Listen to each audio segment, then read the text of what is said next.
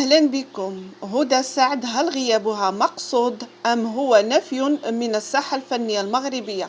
هذا هو الموضوع اللي غنهضر عليه في هذا الفيديو. قبل ما نبدا في التفاصيل فضلا وليس امرا، اللايك واشتراك في القناه مع تفعيل الجرس ليصلكم كل جديد. تفتقر الساحه الفنيه المغربيه من انتاجات الفنانه هدى سعد التي تميزت منذ بدايتها بصوت قوي وقدرتها العاليه على تأدية اصعب الالوان الفنيه بمختلف لهجات العالم العربي، فكانت بهذا قبل سنوات مضت واحدة من أشهر نجمات الأغنية المغربية. وانتظر جمهور الفنانة لشهور مضت ظهورها في منصة التواصل الاجتماعي، خاصة وأن عدد من الفنانات المغربيات انتهجن استراتيجية التواصل ومحاولة خلق التوافق مع متابعيهم تطلعا للعودة وطرح أغاني جديدة. لكن الفنانة هدى سعد ظلت محتشمة التواصل والظهور على حسابها الشخصي بمنصة تبادل الصور والفيديوهات الذي يبلغ عدد متابعيها به أزيد من 3 ملايين شخص.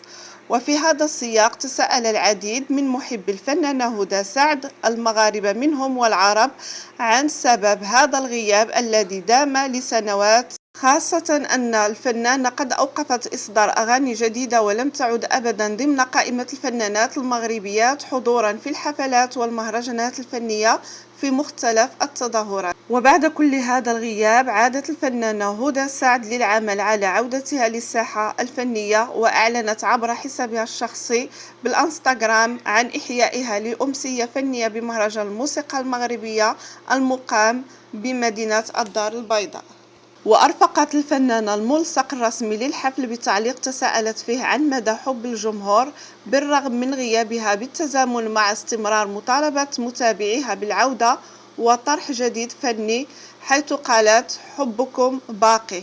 وجمهور هدى سعد بدوره تفاعل مع هذا التعليق مؤكدا حبه ومساندته لها، طامحا أن تعود الفنانة للساحة الفنية وإنتاج أغاني جديدة تعيد صوتها القوي للواجهة. نهاية الفيديو ومع السلامة.